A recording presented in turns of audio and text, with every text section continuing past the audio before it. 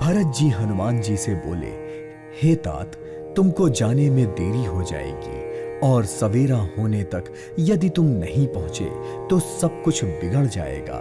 तुम इस पर्वत सहित मेरे बाण पर चढ़ जाओ, मैं तुमको तुरंत ही वहां पहुंचा दूंगा जहां राम जी हैं। यह सुनकर हनुमान जी बोले, हे नाथ, मैं आपका प्रताप हृदय से धारण करके तुरंत ही वहां पहुंच जाऊंगा। ऐसा कहकर भरत जी की आज्ञा पाकर हनुमान जी चल पड़े। इधर लक्ष्मण जी की हालत देखकर श्री राम जी साधारण मनुष्य की भांति बोले, आधी रात बीत चुकी है, हनुमान नहीं आए। यह कहकर श्री राम जी ने लक्ष्मण जी को हृदय से लगा लिया और वह लक्ष्मण जी के दुख में विलाप करने लगे। प्रभु को विलाप करता देखकर सभी वानर व्याकुल हो गए। तभी वहां हनुमान जी आ गए और उन्हें देखते ही श्री राम जी ने उनको गले से लगा लिया और सुपेणु द्वारा हनुमान जी की लाई औषधि का उपचार मिलते ही लक्ष्मण जी उठ बैठे। यह देखकर प्रभु लक्ष्मण से हर्षित होकर मिले। फिर हनुमान जी ने वैद्य जी को उनके घर सहित यथास्थान पहुंचा दिया। लक्ष्मण जी के ठीक होने का समाचार जब रावण ने सुना तो अत्यंत विषाद से उसने अपना सिर पीट लिया और वह कुंभकर्ण के पास पहुंचा और बहुत से उपाय करके उसने उसे जगाया। कुंभकर्ण उठा तो वह ऐसे दिखता था जैसे काल ही शरीर धारण करके बैठा हो। रावण को देखते ही कुंभकर्ण ने पूछा, भाई कहो, तुम्हारा मुंह ऐसे क्यों सूख रहा है? यह सुनकर रावण ने जिस प्रकार से वह सीता को हर लाया था वह सारी कथा उसे बता दी और कुंभकर्ण से कहा, वानरों ने सभी राक्षस मार डाले, बड़े बड़े योद्धाओं का संहार कर डाला।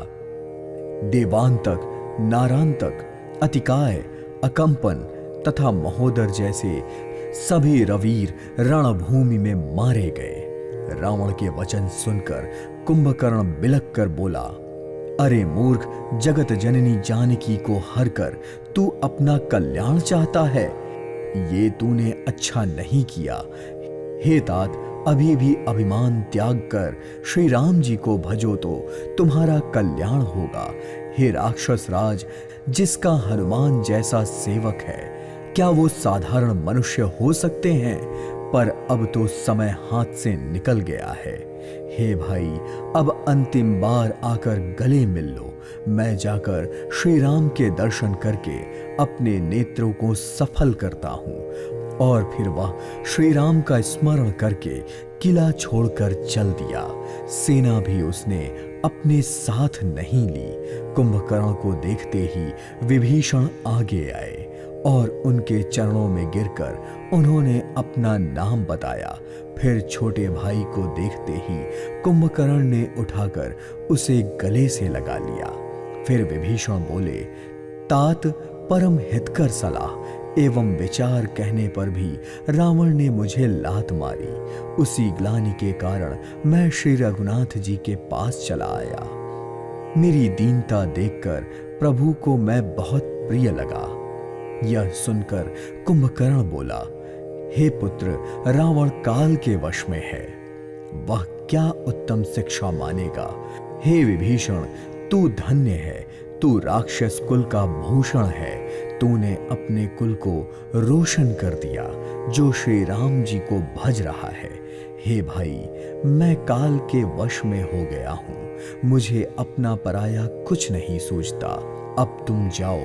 भाई के वचन सुनकर विभीषण लौट गए और वहां आए जहां श्री राम जी थे।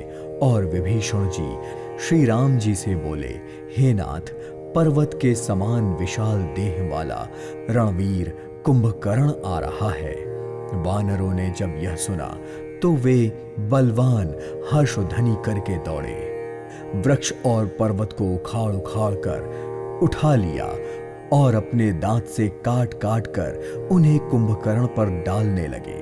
रीछ और वानर एक एक बार में ही अनेकों पहाड़ों के शिखरों से उस पर प्रहार करते, परंतु इससे ना तो वह विचलित हुआ और ना ही शरीर ही उसका टाले टला।